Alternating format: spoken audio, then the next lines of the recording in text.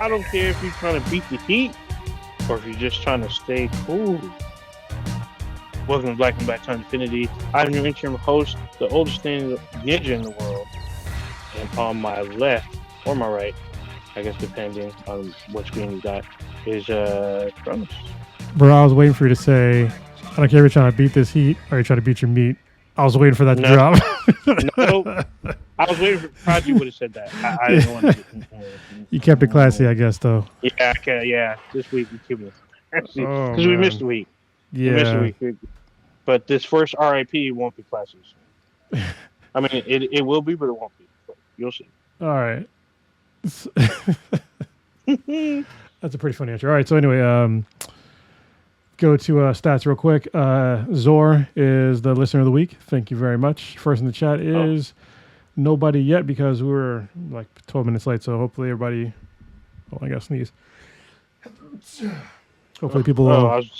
I'm about to do it too. Yeah, they're contagious, man. You see somebody else sneeze, you got to sneeze too. It is allergy hay fever season. So, all right, I got the chat up on Twitch because I keep forgetting. Oh, there we go. Domino, yo, what's going on? I'm starting with a fancy drink, sort of fancy. It's the Stone Wood Stout from 2018. This is a 6-year-old beer. I went to Stone and saw a friend of mine, Tony, which I can talk about a little bit later. Which is a when kind did of a you cool go? story. When did you go? Did you went to Stone like recently? Yeah, I went there on Saturday. Was it Saturday? Pretty sure it was Saturday. You were up here Saturday? Stone is not up where you are. I mean, Stone, well, there's one in Napa, but I mean, I'm not going to drive to Napa to go to Stone when it's 40 miles from me. I'm thinking the Firestone Brewery because they make this. They make 805. Yeah. Okay, yeah. No, Stone in Escondido, not Firestone and like Paso Robles. I think it's in Paso Robles, right? Yeah, it is. It is exactly Paso Robles, which I might be there next week, but we'll see. We're still working out details. Anyway, I got RIP. Hold on, real quick. Domino's asking you a question already. How was the festival? The festival was long and hot. Or actually, no, it was really weird weather, but I got to see iconic acts that I probably will never get to see again. I got to.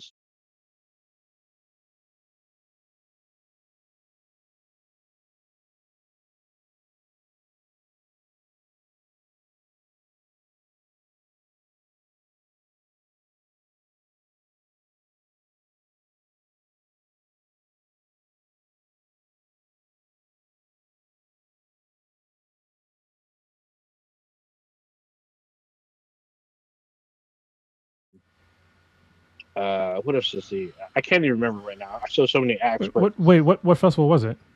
I went to Cali Roots 2024, which is a reggae festival in Monterey. They do it every year during Memorial Day weekend. I went last year. I went again this year. Last year was 4 days. This year was only 3. Either way, it was still cool. It's usually around. Usually when we go, it's my friend's birthday, like the following 3-4 days after, and it's always a birthday gift to him. So we celebrated a milestone with him last year. Everybody loved it, so we went again this year. Once again, celebrating his birthday. So I had a pretty good time. I was mostly separated from the squad, but we kept linking up. Ice Cube, he had the largest stage because there was 2 stages this year, and he had the largest one. It was packed. It was super packed. It was just bodies on top of bodies. It was just funny seeing old OGs trying to crip walk with their bad knees and shit. It's pretty. I feel like you can crip walk well into your 70s probably. Maybe, but these guys they're trying to do the complicated stuff like the heel toe and the shuffle feet and whatnot. Yeah, when you start doing it, you see them stop and just go back with their beer. You need some. You're gonna need some icy hot or something on that. So I saw you try to start it up. You're gonna snap, crackle, pop. Yeah. Yeah, and it's a lot of them had kids. Some of them are small kids. I'm yeah. I mean, I see what you did, but respect. I mean, you're still out there trying to dress like you're the 1990s, L.A. and East Oakland, gangster. I see you. So it was good to see people. There was no fights that I know of. The only time I see trouble, it was someone who either it was too hot, or they were too wasted, or they were just like super just on whatever kind of psychedelics where they had to be pulled out of the crowd on like makeshift stretchers. That was like the only thing. Like nobody's fighting at these things. Everyone's super high, and they're super got the munchies. Ain't nobody fighting at these, which was cool. It's good to see, especially like during like Ice Cube's Super Gangster his performance. But like there's a lot of really good reggae acts that I got to see. Like it was weird because it sprinkled on us on like the first night, so it was like weird. Like to me, it's like summertime. Was that like getting rained on? Was it 40 water sprinkling you? Sprinkle me, no, man. but he was there man. too. 40 Water was there. He showed up in a black fur coat. So I mean, it was him and appropriate. Too Short. Yeah, him and Too Short performed together. So the Too Short went first, and then E40 joined him on stage. They performed 3 songs together, and Too Short left. He came back a little bit with his drink, but he didn't perform after that. He just stayed on stage for a little bit and then disappeared. So it's really hard to see like a lot of acts that you want because you have to like fight the crowd to try to get spots and run to another stage. But it was fun. If you live like between, I guess, Santa Barbara up to the Bay, it's definitely worth checking out. They do it every year. Tickets go on sale, I think, at the beginning of the year, January, I believe. But it's always a cool event. So great times. All right. Sorry, now we can go to the RIPs. Yeah. Where am I? I got my notes. You're in your house. Shit. No, I'm talking about with my browser. I have a bunch of tabs up. Oh, we know what those tabs mean. Yeah, no, I'm not locked into Prodigy's laptop. I mean, you say that, but we can see the reflection on your glasses, so I'm just saying you gotta keep it see real. text. You can see text. No, I can. That's what you think. Yeah, it's text. I can put you up on the ultra wide monitor, and I can see everything you're seeing, bro. You can see text. You can see my phone, maybe, but it's a screen. You see, Warrior Fella is both he's both on Twitch and on YouTube. So, good on you, Fer. So RIP this week we have Brother Marquise. Hey, Blue. Sorry. Oh. Can you hear us? All good. Yes, I can. We can hear you. All right. There you go. Doing the RIPs. Welcome to the there you go. podcast. Yeah, we just came time. So RIPs this week we have Brother Marquise, born Mark D. Ross. He was a member of the Miami hip hop group 2 Live Crew, whose sexually explicit lyrics prompted the debate about race and artistic freedom in the late 80s and 90s. He was the MC on the group's first album, The 2 Live Crew Is What We Are. In 1990, a Florida court deemed the group's third album, As Nasty as They Want to Be legally obscene, and therefore illegal to sell. It was the first album in U.S. history to have that distinction. The group fought in court, and they won, and they were able to sell their album. I remember back in the day, it was a very highly coveted album. The group was taken to court again in 1989 for a track called "Pretty Woman" over Roy Orbison's song. They were took to court over copyright infringement, but ended in winning the case, as it was ruled that the song was a parody, and so they didn't get sued. They got out of that one too. And then Brother Marquise, he formed the duo Too Nasty with DJ Toomp and released the album Indecent Exposure in 1993. He's featured in Ice-T's album Home Invasion, and he also contributed on the original version of 99 Problems before Jay-Z. Brother Marquise said in a 2021 interview that he could take to his grave that he and the group made a difference in music and in freedom of speech. In a 2022 interview, Brother Marquise said he actually didn't like all of the profanity they put in their songs, but due to their success and the way the crowd responded, he kind of just went with it. He's like, but I fucking love money. Yeah. He died on June 3rd at the age of 58. No cause of death has been released. That is so young. So there we go. 58. Oh man. Yeah. So there we go. Sorry. That's the last person who died? Yeah, well, it's the last person I got. Only person we're going to say. All right. The only person worthy for a quick obit. RIP from the BTI. No, by you. I mean, it's just old ninja. We do some, I guess. Sure. So, sometimes I do some. Yeah. It's pretty rare, though. Yeah. Yeah, sorry. It's been like a fucking crazy week for me. Yeah. But we weren't here. We weren't on last week? Oh, no. And like a lot of significant things happened to me over the last week, but You don't have to go into it, but I mean, Yeah, it'll be no, good. I don't really Yeah. need to. But needless to say, my life is going to be changing next week. So yeah, we'll see what's gonna happen. See All right. how it plays Uh, out. Yeah. Well, Yeah, so what- sorry. It is probably going to affect the podcast. We might have to change the day of the podcast after next week. So we'll have to have an internal chat about that. Okay. Moving on, I guess. What's up with your? You didn't go into depth about your your beer crawl, brewery hopping, going to Stone. Yeah, I went to some a friend of mine from jiu-jitsu I haven't seen in like 5 years, which is kind of crazy. He's a guy who I met when I first started doing jiu-jitsu. He was, I think, a purple belt, but he was a black belt in judo already, so he was quite good at grappling. And he was like one of the first people, not one of the first, yeah, one of the first that was like dangerous, where he had like levels of like aggression when he would roll. He's this dude from Lebanon. Shout out to Tony. He's actually been on my Cronus Does in the Jitscast before. So So my question to you was: is he mini boss level or is he boss level? He'd be especially now he's boss level because he's a black belt now in both Oh, judo and jiu-jitsu. So yeah, Oh shit! I would not want to Bobby. mess with that guy. And I know jiu-jitsu. I'm not as good as him, but you know. My question is, Damn, so you have the gotta get glow. your heels. What Gotta get your heels ready. Pick the right weapons. he would have the glow. Oh, what the So hell? yeah. He have the glow. I was like, wait, what? Yeah. Oh shit! Anyway, That's fucking hilarious. he happened to be down here because he coaches jiu-jitsu now. He has his own gym out in Texas outside of Austin. It's a huge gym, really nice place called Supreme ATX. If you're ever out in the Austin area and you want to, if you're curious about jiu-jitsu, hit up that gym, Supreme ATX. Tony is the owner and he's a friend of mine. So tell him you know me and yeah, have fun at his gym. But he has a bunch of people that are in competition, and one of his people that are in competition had a competition in Long Beach, and then he also has family in Escondido, where I also used to live, which is kind of weird. And his daughter is going to be out here, who's the same age as my youngest daughter, around the same age. She's 8, my youngest is 7, and she's doing jiu-jitsu, and she competes, and she's going to a jiu-jitsu camp out in a place called Atos, which is like one of the premier gyms in jiu-jitsu in general. It's where a lot of world champs go to train, and now she's going to go train there. I think that's pretty dope.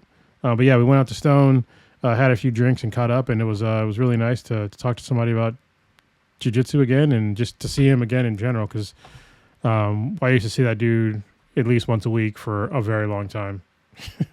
Right on. Yeah, that was pretty crazy. I forgot that we weren't. It's been a minute since I've been on because I wasn't here last week because it was at a graduation, so Yeah. I couldn't make it. So it's graduation season, so I've had to go to 2 and 3 days. Now it's like I guess wedding season, graduation season, and like right in the middle is Father's Day. So like, I guess I gotta like. I'm not a dad, but Yeah, no, it's still there's. Yeah, it's still weird to me because like Father's Day, it still feels like it's not as celebrated, but I mean it's still like it's still like a celebrated day, but like most dads that I know, they just want to barbecue and like drink beer on Father's Day. Like they don't give a shit. I mean, they'll get their obligatory tie or socks. we can hear you. Yeah. Yeah, it was random. My computer just said like, "Hey, you know what? It's fucking hot." Oh, damn. Oh, it's I, Are you serious? I put my hand on my fan and it was like blowing out like fire. It was freaking hot. When's the last time you blew out your the fans? I just got my laptop back from having service, so if they didn't pay it, then Yeah. I might have paid. But no, I think I need a new battery on here. That's like the next thing I need because the battery doesn't hold a charge anymore. So I think like a power adapter came out somehow, and then the laptop just turned off. But it's fucking hot here in the Bay Area. Mhm. Yeah, I was gonna say, it was like 66 degrees today. In Are you San serious? Antonio. It's fucking 90 here. Yeah, it was like 93 today in Hayward. I mean, hold on. It's Papa Bear, it'll take you a second to for this to catch up. But how hot is it right now where you live? So I will see how high in the triple digits it is. Hmm. Yeah, actually, Papa Bear brought up something pretty interesting. Like, so when kids go from eighth grade to freshman, they don't graduate to freshman. They call it a promotion. They call it promotion ceremonies now. They don't call it graduation. Like, you don't graduate middle school. You promote from middle school. Yeah, Like, it's very odd. It's like, to me, it's like a new thing because yeah, it is a new thing. It's new to yeah, me too. holy shit, it's 110 degrees right today, 110? God and dang. I'll be there next week. So yeah, Jesus Christ, why? yeah, like why am I going there anyway? I'm going there for Papa Bear's retirement. It's a 2-day retirement. First day is in 29 Palms, which is where it's 110 degrees, and the second place is going to be in Vegas, which is probably 110 degrees also, but it's Yep. in Vegas, so whatever. Yeah, for sure. I'm actually gonna be at Seattle next week. I'm traveling over Oh, to no Seattle nice. for work. So I'll be over in Redmond and Oh, you're in Redmond? It's Microsoft. Yep. Yeah, Microsoft's out there, but I think I'm staying in Bellhaven. I know what it's called. Bloodhaven. That's the name of the city. Bloodhaven. Yeah, I need to say Bloodhaven. Bloodhaven. Yeah. I'm gonna hang out with Robin. Yeah. There you go. Sorry, You know what's that'd be funny? Nightwing. Robin doesn't go there. It's Nightwing. Oh, that's Well, right. there is no Well, he Robin. might. The other Robin might help him out from time to time. Yeah, Help that's out his brother. Red Robin. Yeah. So So you know what's funny is that it's 90. It was 90 something today, and like literally tomorrow it drops down. It drops 20 degrees to like 70. that's reasonable. Yeah.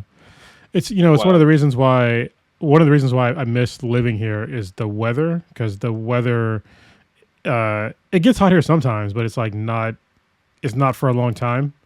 So, and it's usually, I think it averages around 70 degrees here for now, because we're in the Goldilocks zone of the Goldilocks zone, and it's nice. So, also, I wanted to say my youngest, she promoted or graduated or whatever today. She's now a second grader officially. She graduated first grade today, which was great. She also had a really good week last week, so she got another award for mathematics last week. That's 2 years in a row. And then both of us got promoted in jiu-jitsu. She got another strap on her white belt, and I got my last and final strap, my purple belt. So I have 6 months to get my brown belt. Yeah. Wait, there's a time limit now? Wait, what? It's not an official time limit, but basically I'm on notice of where I have to, like, the gym I'm at now, you have to kind of like test to get your brown belt. So I have to demonstrate like my skills, which my skills in jiu-jitsu are kind of widely varied. It's kind of weird. And then I have to do like a Shark Tank where basically they kick my ass for like 30 minutes straight. So Damn. yeah, which the That's like what you do for your birthday, right? yeah, that's why I'm like, it's not even a big deal to me. Like, I'll probably roll for longer on my birthday because I'll turn 45. But I think this year I want to go to Vegas for my birthday because there's 2 major jiu-jitsu tournaments that are there, and there's a new one that's there that has $1 million prize. What? And that's like the largest purse of any jiu-jitsu tournament ever. And basically the guy did it as like a fuck you to what was originally called like the Olympics of Jiu-Jitsu, ADCC, which is the Abu Dhabi Combat Club. And they every 2 years they have a competition, but the winner only gets $10,000. And so this dude that's putting on this new tournament, he used to compete at ADCC. He only got the highest he got was second. And so he called it the CJI, the Craig Jones Invitational.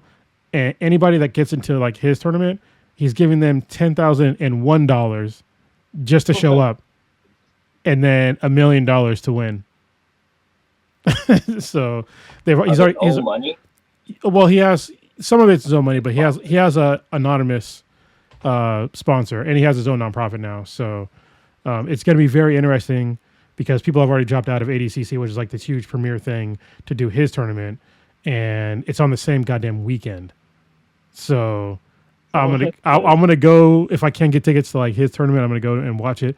But I'm also kind of like worried because in jiu-jitsu sometimes there's a cost analysis that you do. Like if you're in a submission, if you're getting paid money, like how much are your medical bills going to be if you don't tap?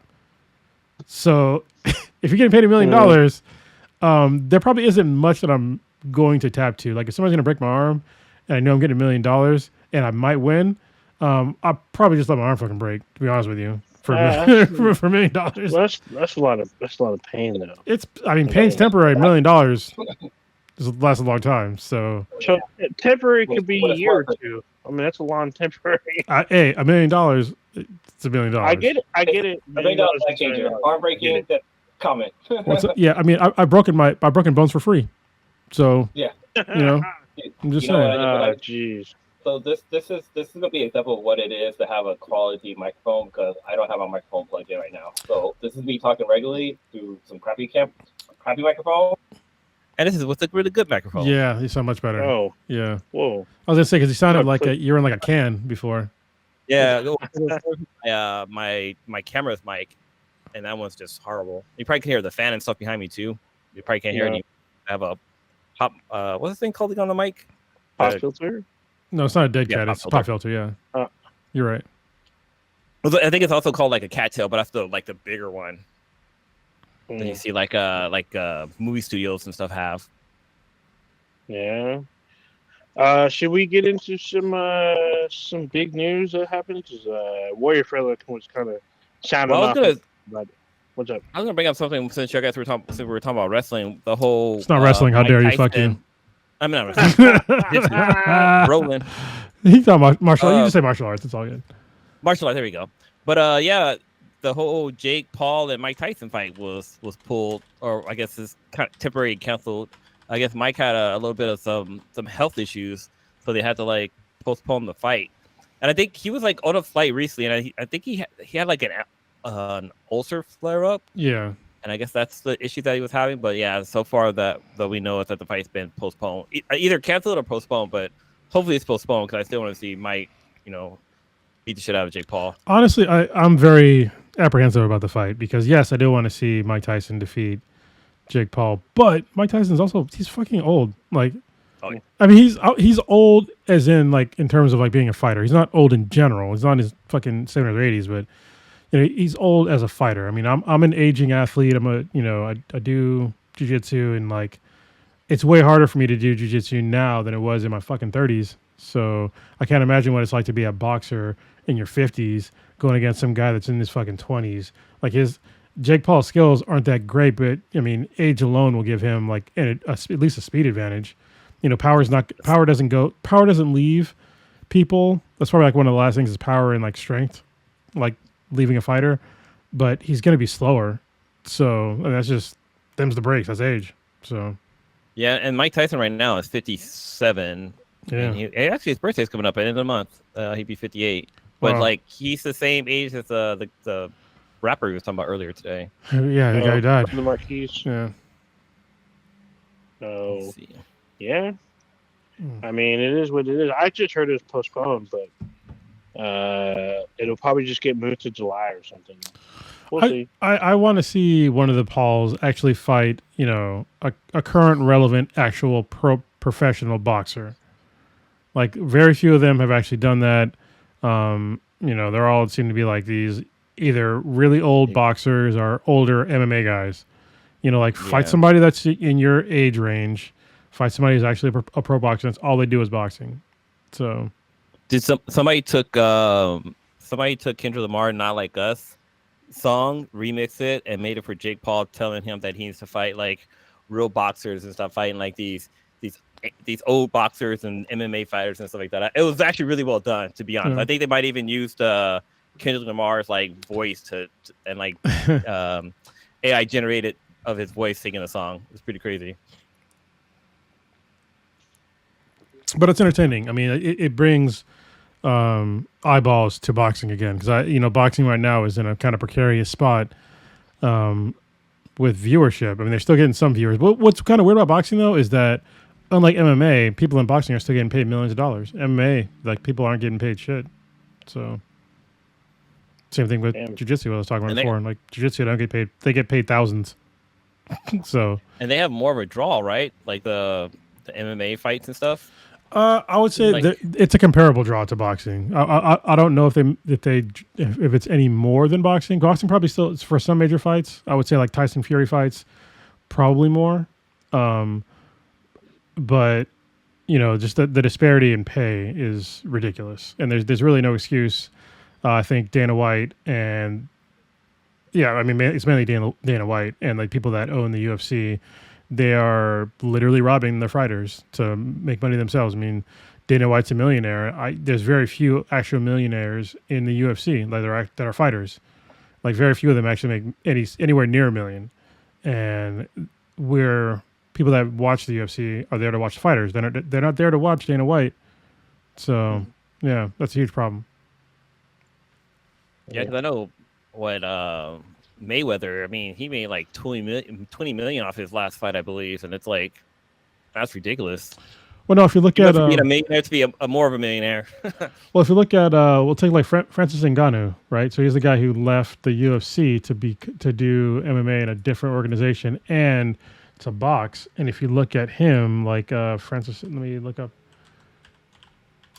Ngannou boxing purse. His last purse was, I'm pretty sure, was in like 20. Yeah, it was Francis Ngannou took home $20 million and he fucking lost. He never made a single $1 million in the UFC. Damn, that's a big difference. Yeah, huge difference. And for people like, I think like his last UFC fight, here it is. Francis Ngannou's last UFC fight, he made $600,000. Whoa! Which is like, I mean, yeah, it's a lot of money, but and then if you look at like the card, if you look at like the card, like down the line when they have to, when they're reporting like their earnings, it's ridiculous. Like, so that $600,000 that Francis Ngannou made in his last UFC fight, that was on the high end of the UFC. You have people on that same card that'll make literally like $5,000 to fight. And people don't understand that, like, when you're a fighter, you have like dues you have to pay. Like, you have to pay your coaches, you have to pay your gym, you have to pay your manager. If you get injured, you have to pay for your fucking, because you don't have fucking medical insurance. So you have to pay, doctors to repair all your shit. Time away from home is all these things. Like, it's so difficult on your body and everything else to like that shit's worth money. It's not paying somebody, $5,000 to $12,000 in the UFC is so fucking ridiculous. Like, that's basically, it's nothing. And you can only fight, I would say most people, maximum 4 times a year. That's pushing it. Trying to see how much like low card fights usually bring in, or how much they usually get paid, but it's something that I can't figure out how to search for. Oh no, I can pull it up for you. Just bullshit for a second. Yeah, I mean, with the whole Tyson thing, like I hope he makes a good recovery, just because I don't know. Tyson's became a really cool dude. I mean, he chilled out a lot, especially like I feel like after they did what's it called? What's in a movie with the guy if they go to Vegas and they steal the tiger? The Hangover. The Hangover, yeah. And then like his show Tyson's Mystery is probably one of the best animated shows. It's up there with the Black Dynamite animation. That show was really funny too. But yeah, just hopefully Tyson makes recovery, and hope we can still see a decent fight if it happens. And if not, I don't want to hear Jake Paul like bragging about anything that he scared Mike Tyson or some BS like that. So far he's been quiet as far as I know. I'm trying to pull up the fight purses. Did you see that interview? Somebody, I guess they were interviewing Tyson and Jake Paul, and somebody in the audience had asked Jake Paul, like, "Hey, how come, you're not doing any real fights and you're just, doing all these gimmick fights?" And instead of Jake Paul like answering the guy, he's like, "Wait, what did you call Mike Tyson?" And Mike Tyson's like, I don't even think Mike Tyson was paying attention, but Mike Tyson's like, "Wait, what did you say about me?" Because all Mike Tyson probably heard was him calling Mike Tyson a gimmick.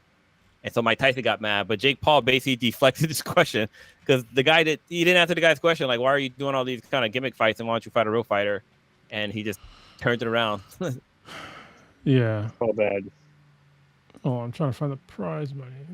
Here we go. Hopefully this is it.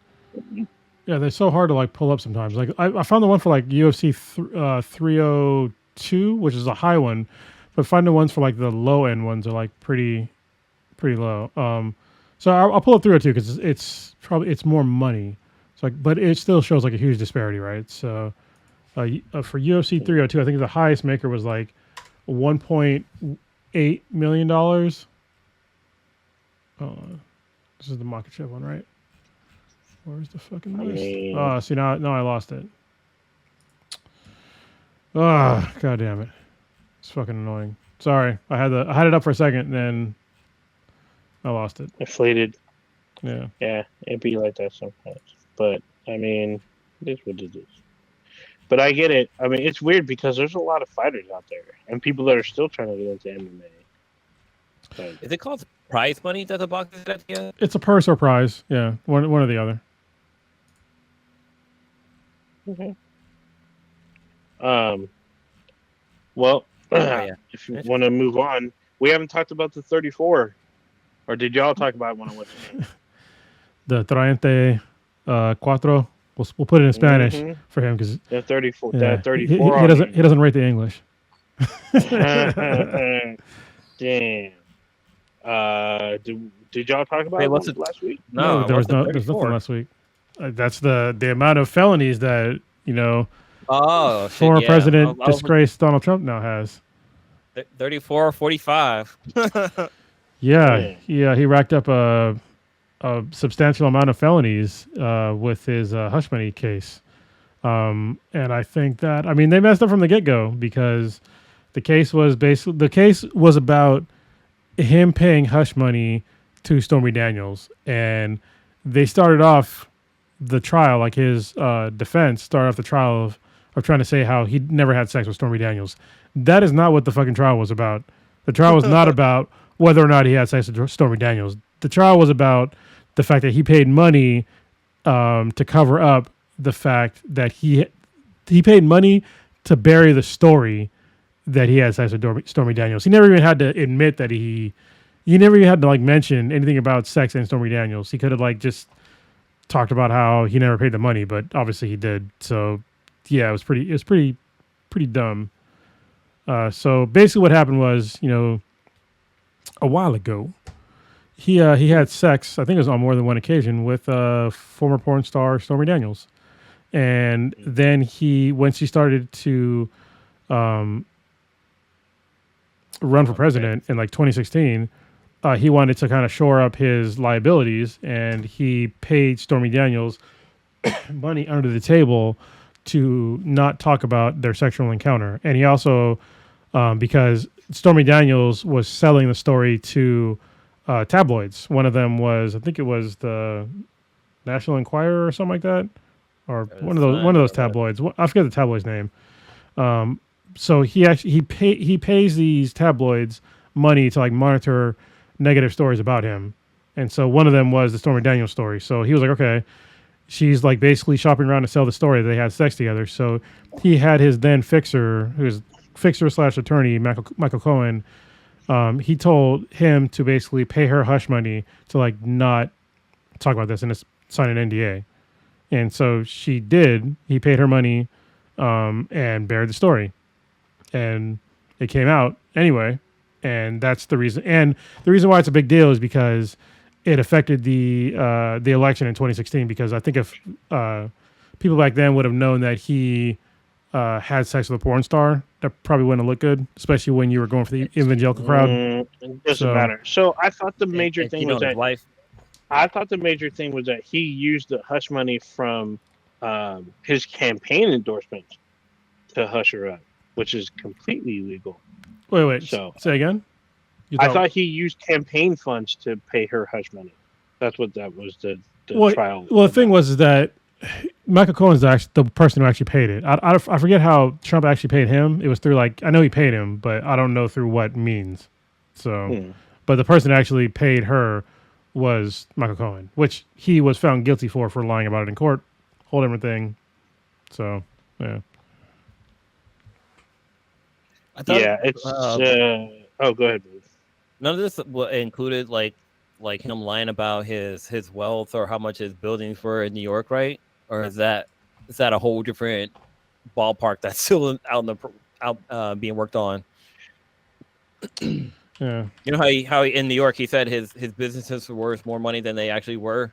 And so he was stealing a bunch of tax money and stuff from the city of New York. Yeah. I mean, he did some shady stuff, shady business practices, and people were just and he was convicted of all 34 counts, not 1 or 2 or 3, 34. 34 counts, guilty. So Well- now, which are felonies, not misdemeanors, felonies. I'm pretty sure there's a couple misdemeanors, but most of them are felonies. They're all felonies. So, which is this is the weird thing is so he's still running for president, and yes, there is no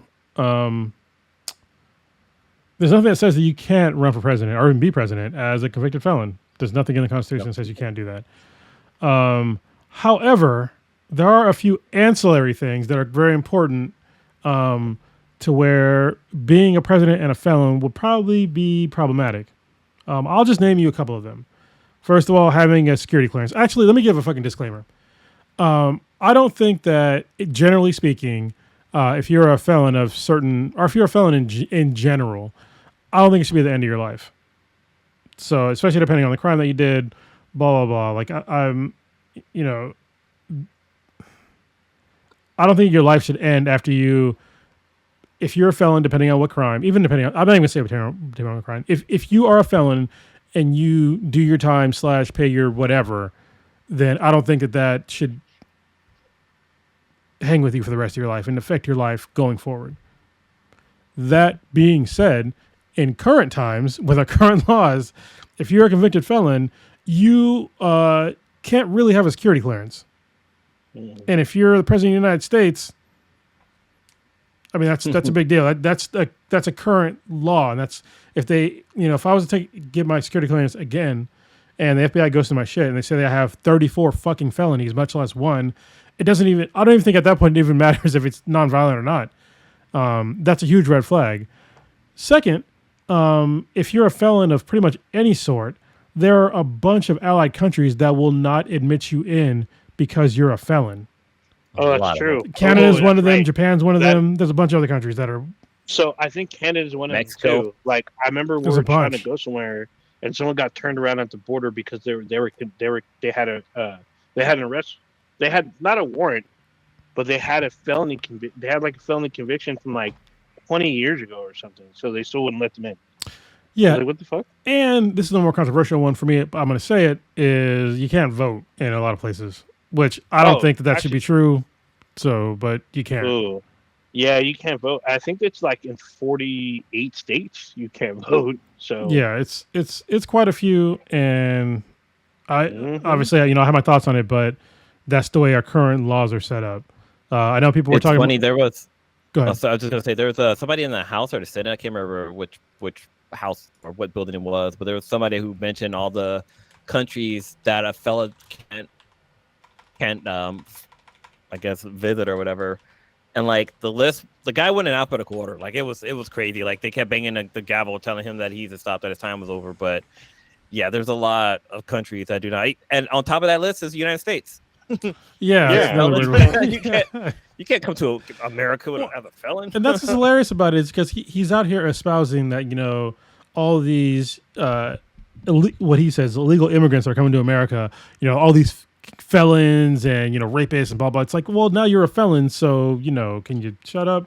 But there was another thing too besides like the voting thing. But it's well, isn't it state to state that depending on your state, if you are a felon, you can't hold public office? No, that's not really. Yeah, there's actually a astonishing large number of felons. Maybe not felons. At least people that have gone to jail. There are felons though as well in Congress. So. Okay. Oh, you can't have a or firearm. former Congress people. Yeah, he can't have. I know he had to give up his firearm in New York. God damn, I forgot what the last thing I was federal going to say. loans, international travel. Oh, there's another thing that he has that's restricted. against him. So, about his clearance. So, if you have a clearance and you have a substantial amount of like debt, that's a huge red flag. Huge red flag for your clearance too. Which I know it's a little different if you're the president, but it's a huge liability. And right now, the current tally on his liabilities through his various lawsuit losses, it's $500,000. And we don't know what this last one is going to be.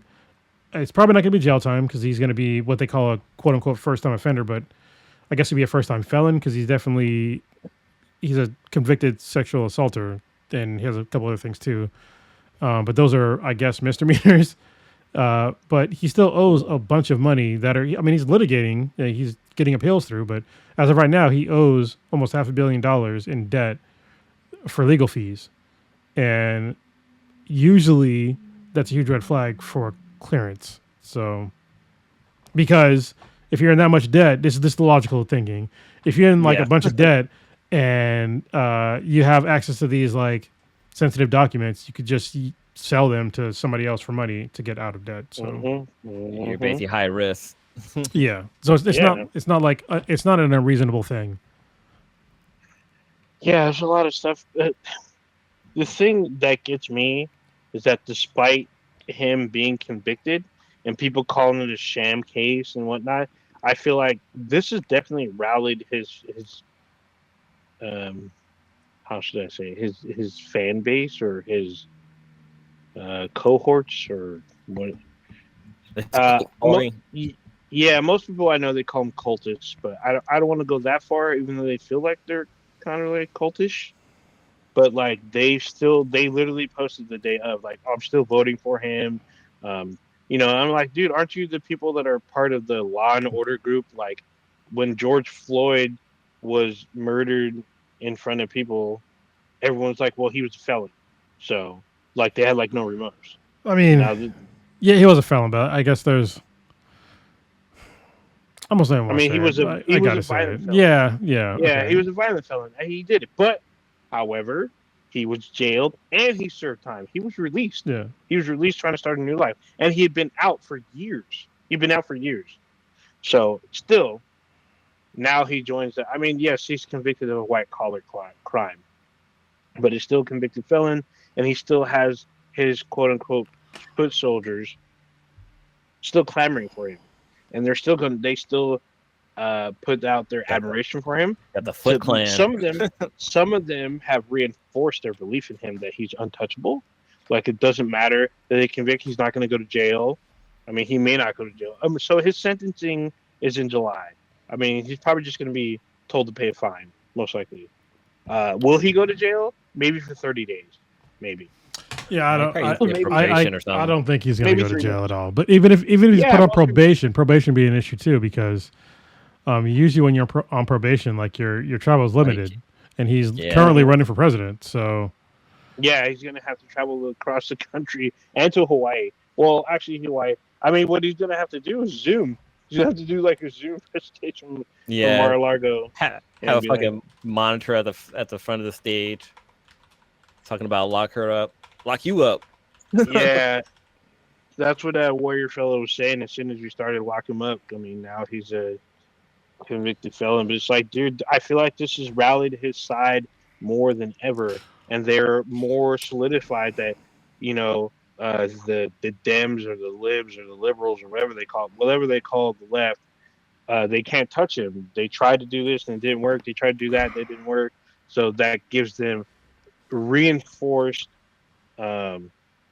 bravado to vote for him again, because they feel like he's untouchable. And it's like, dude, well, he broke the law, and you guys are supposed to be the group of law and order, and this man did this, and you're still going to rally behind him. It's very weird to me, these mental backflips they're doing just to put him in office. Like, despite what Biden, I'm not a huge fan, but it's like we have the two worst candidates I've seen in like ever, or in my lifetime. It's like, at least that's the last election, because it's basically gonna be a repeat. Maybe. I mean, who knows? I mean, we're looking at two candidates that could potentially pass away while they're in office. Yeah, that's the problem. Like, I feel like we're getting like this is the worst. Well, this is the weird thing. This is the worst future. This is what I hate about like this current political cycle, is because they're giving us the choice of Donald Trump or Joe Biden, but they're literally right now they're almost pushing the same agenda. Like, seriously, like when it comes to like certain things, like especially like foreign policy and immigration, they're basically pushing the same fucking agenda. Like Trump was all about closing the borders. That's what Joe Biden's doing now. He's closing the borders. He's putting like a limit on who can come, how many people can come through for asylum seekers, and if there's too many a day, it's going to shut the border down. that is a Trump era thing. Using the same Trump era fucking, I think, rule to like implement that. The thing with Gaza and Israel, I'm pretty sure Trump is going to do the exact same fucking thing. The thing with Russia and Ukraine, 50-50, but probably the same thing. You know, the tariff situation that we have right now, Biden just put 100% tariffs on Chinese EV cars. So like, they're giving us literally no choice to push this like certain agenda, and it's not, in my opinion, it's not in the best interest of America as a country as a whole. And no matter which one of them you vote for, they're both kind of shitty choices because they're giving you shitty policies along with both of them. So, yeah, I mean, right now, if you voted for Trump, you would likely have more issues if you're a woman with, like contraception and women's rights. But under Biden right now, they're still restricted. Like if you're in a certain state, like you're still basically living in some crazy fucking dystopian future where you can't, if you get raped, like you can't get fucking abortion. Like that's insane to me. And that's under Biden's watch. It's the same agenda that I don't want to exist in America. And they're both pushing the same thing. I know Biden's saying that, he's not pushing like an anti-abortion thing, but it's existing underneath his watch. So, and he's not doing, as far as I know, anything on a federal level to fix that, because it's going to go to the Supreme Court, and the Supreme Court has already stricken down Dobbs. So, what are they going to do? He's not going to use it. He's not going to use an executive order to fix this. So it's another, right-leaning agenda that's getting pushed through while we have a supposedly Democrat in office. So this is how they're all just kind of fooling people with who to pick. So good luck who you're going to vote for. Where's what's the name when we need him? God, the Asian guy. What's his name? Andrew Yang. No, Andrew Yang. Yeah, That's pulled out. Yang. No, I don't. Yeah. I'm going to vote. I'm actually going to write him in because I don't give a fuck. Yeah. I'm going to write him in again for the second time in a row. I'll write him in, even though, especially now, I don't agree with everything he is doing right now, but I still believe in him way more than either one of those two fucking assholes. So, sorry, got political. This isn't a balanced exchange. I think me and Papa Bear are going to go through this hopefully soon. We can like break it down on a different level. I don't know if I talked about this on the podcast. A little sidetrack. So, I like drinking like sparkling water, and Blue Blade makes some pretty good flavors. Blue Blade, but I've never heard of this. Blue Blade, yeah. The B. Oh, Blue. I thought you said Blue Blade. My bad. Okay, gotcha. I understand. I was like, okay, did I say it right? I was like, is that a fucking Pokemon or some shit? What the fuck, bro? But no, they have this flavor that's an orange creamsicle. Dude, it tastes like orange creamsicle, like the soda, and like I fucking love it. Nancy hates it, or the sweetness, she hates it, but she doesn't like cream soda to begin with. But they have these at work, and every time I leave work, I always grab like a can or two. But yeah, it tastes just like a creamsicle. It's super good. I can't find it in stores yet. I do know that Bubbly, they have like their lemon lime. It tastes kind of like Sprite, just not as much sugar. That's the one I drink the most. The rest of them just taste like they sprinkle a little flavor in it, and that's it. It tastes like static. It just doesn't taste right. It's just soda water with like a little spruce of like flavoring. But like with their lemon lime, it tastes kind of like Sprite, but there's zero sugar, zero everything. So that's actually not too bad. It's the only one I really drank. I've been trying like their other flavors, but now I'm gonna have to try that one. Yeah. Sounds pretty good. Moving on from the 34. Did we all see 3 Prodigy Problem? Because I finished it like a couple weeks ago. I finished it. I read the first book too. God dang. No, I haven't seen it yet. You haven't seen it yet? You haven't seen No, but let's go into it. No, yeah, I don't even remember the last time I watched Netflix. It's on Netflix, right? It is. Yeah. It is quite good. Yeah. It starts off, I got to be honest, like it's not the most compelling from the jump, but it builds and it gets better. I liked it from the jump though. So it was interesting from the jump. It was very different. I was like, what the hell's happening all of a sudden? It's weird because it has this weird kind of like Ready Player One kind of thing to it in the beginning. And I was like, what the hell? And then like kind of morphs into something way more sinister. I was like, what the hell is happening? Yeah, it literally kind of like it kind of stems around like someone killing themselves in the beginning, and it's weird to me because I thought there was only one particle cell, one big particle cell. Apparently, there's like 30 or 40 of them on the planet. Well, I think there's 3 large ones, right? 3 large ones, but the rest of them, they're smaller ones across the planet. Yeah, there's ones that are small. There's one in Tennessee. I guess there's one in California. Actually, there's a couple in California. Yeah, there's slack. Yeah, my dad worked at one. He wired it. You know what? Well, I think the one at Stanford is a linear accelerator, right? Yes, that's where my dad worked. So that one just goes straight. Yeah. Yeah, I want to go straight. So some of them were straight. The one in was it Denmark or Sweden? That one's the circle. Yeah. That's basically Star Labs. And there's another one that's a circle too. I don't remember what country it's in now. So those are the 2 big ones. So I was just like, oh shit, that's right. So like it has this like death and then like starts with like weird like scientists going missing and shit. I was like, oh shit.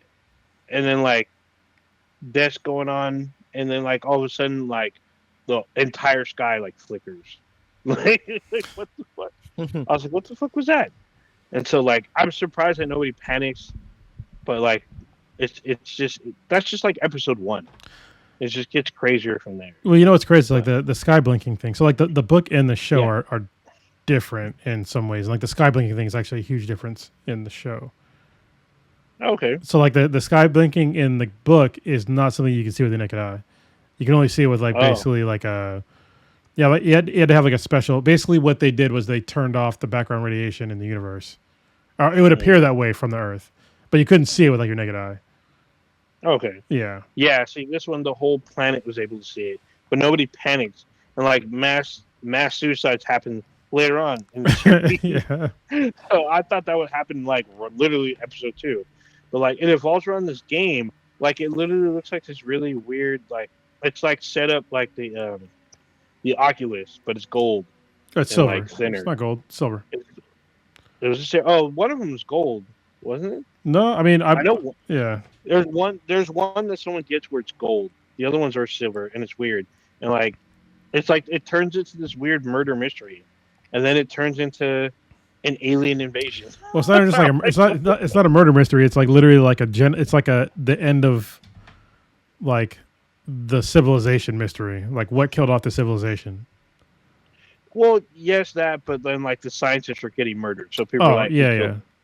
So that's the murder mystery. They're trying to find the killer. Yeah, and that part is crazy because it's like in the book, like so the show is good, but the book explains certain things like way better than the show. So like one of the things was like what is causing these scientists to see like the countdown in their eyes, and they explain that in the book, like in the first book. So, but I don't think that the show, like the first season, is finished. Yes. But I also think that they're gonna have to deviate from the book substantially because there's a part in the book where they explain like they go into like into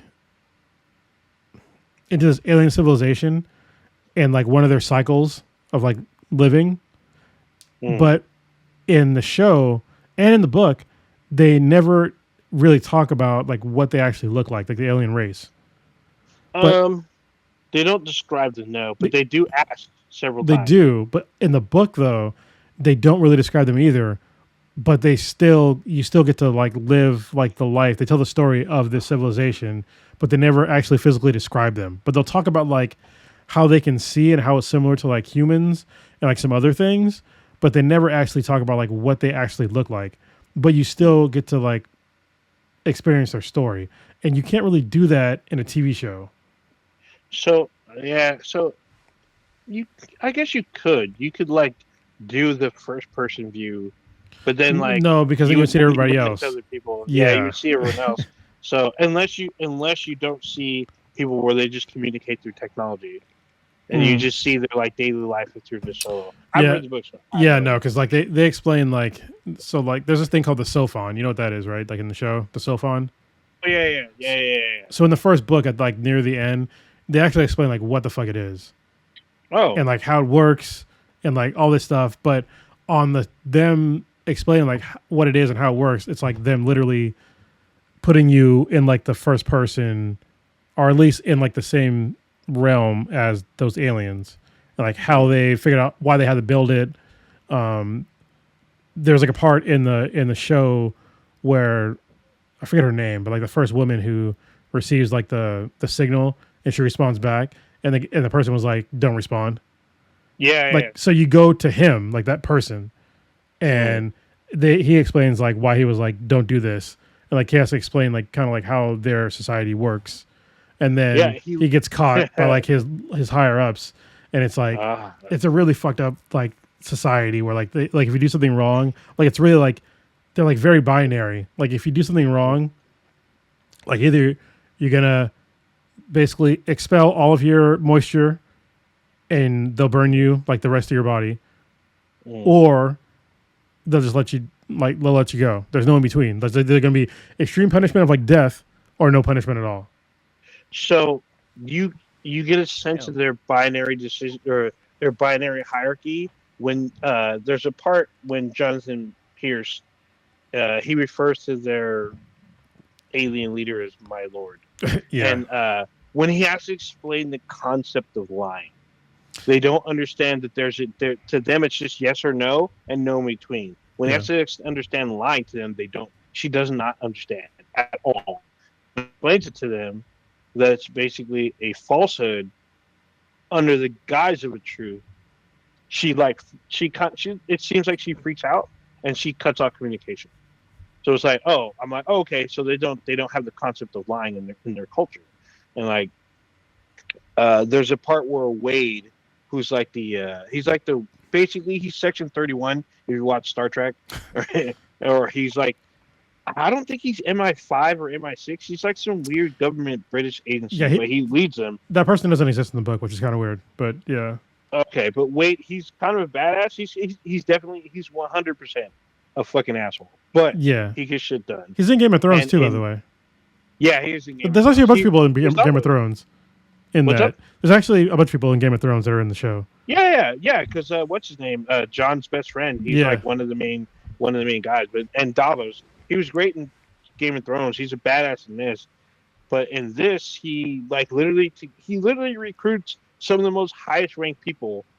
And like, there's a part where he recruits like a decorated Navy officer, and he like shows him like a card or his phone or something.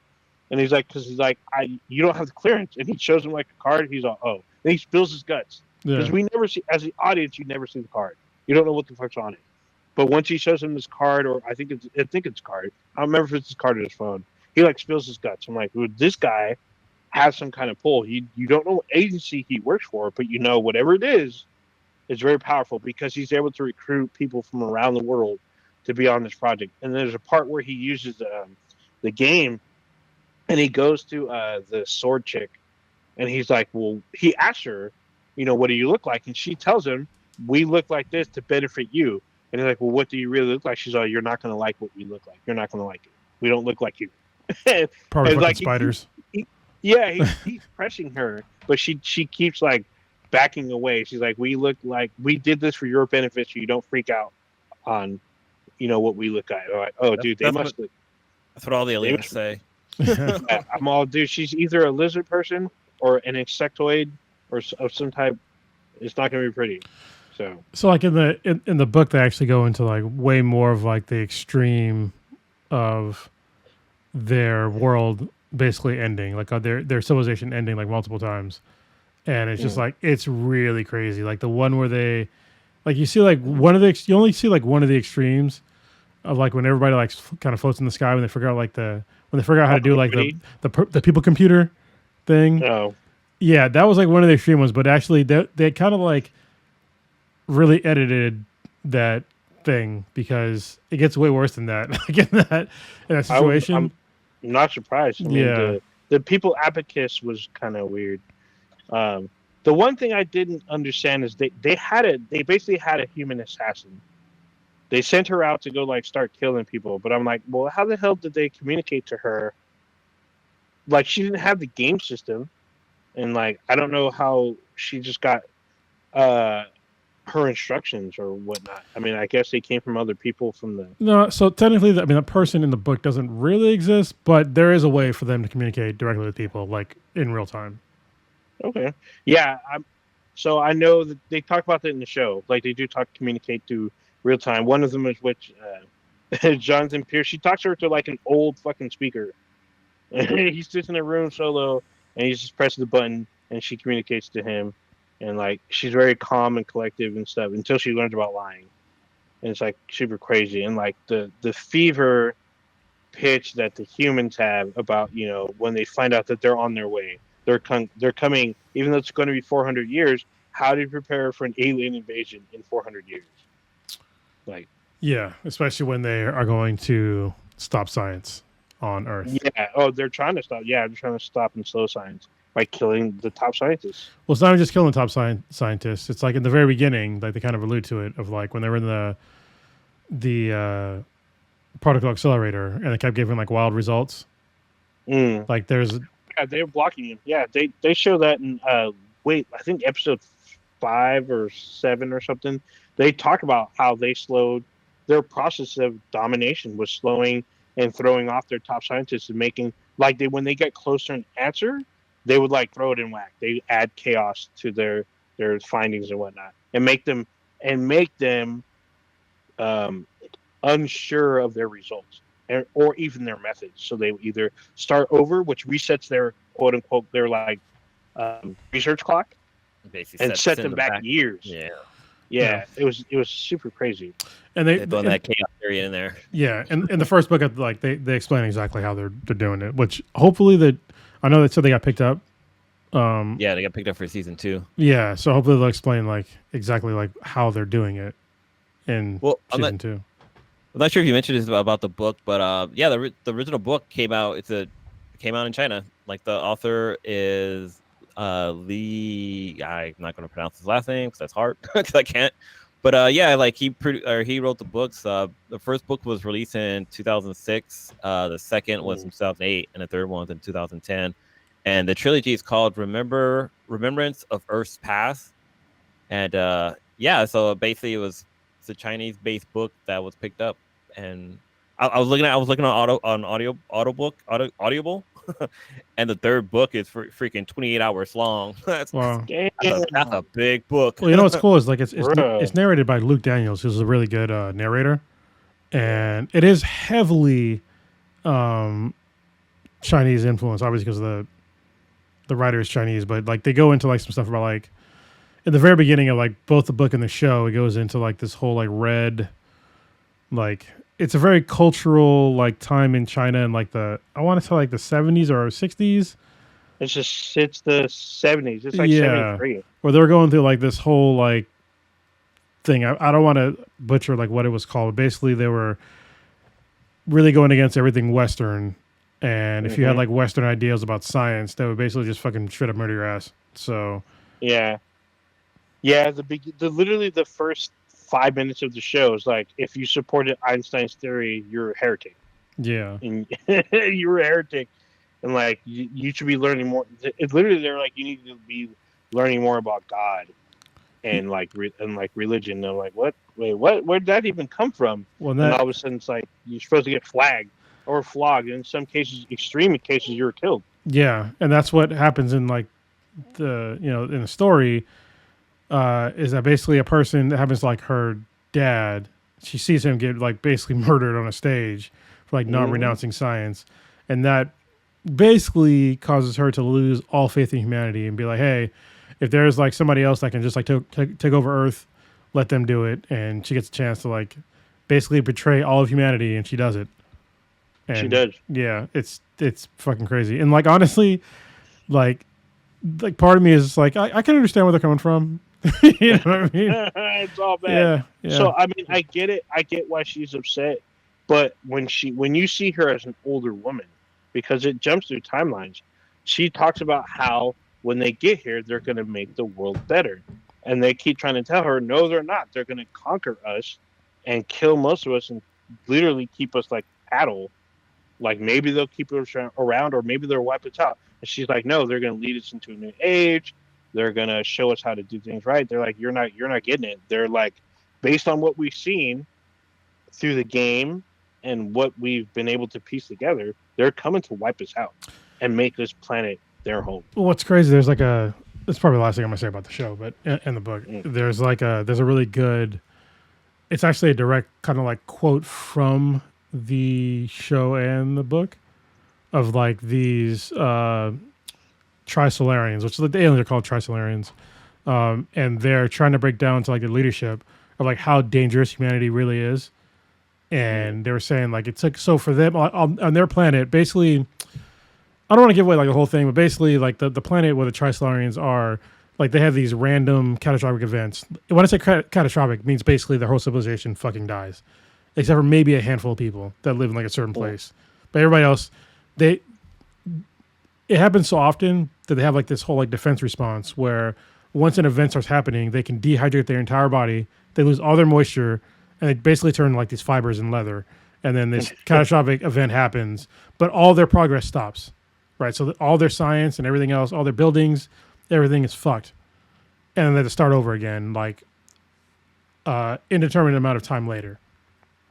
So they find Earth, and this person was trying to explain to the leadership like how dangerous Earth is. So like once they figure out where Earth is, they start going there. Like, okay, it's gonna take us like 450 years. In the book, it's 450 years from the jump, because the woman's older. Like when we meet her in the show, but it's like 400 to 450 years.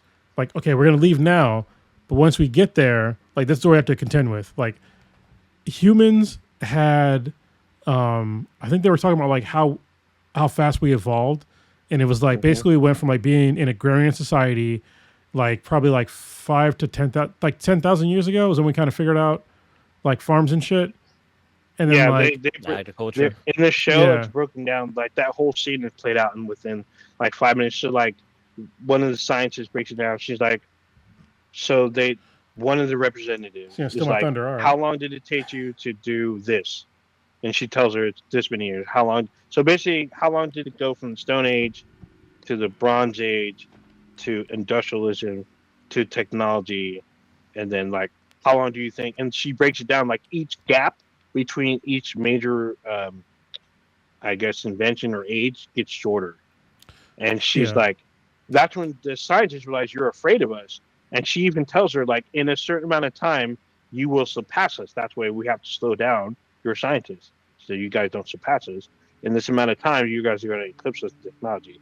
And we're trying to slow you down. So basically, the means to stop them, we would earn in 400 years. So they're doing everything they can to stop us from getting there.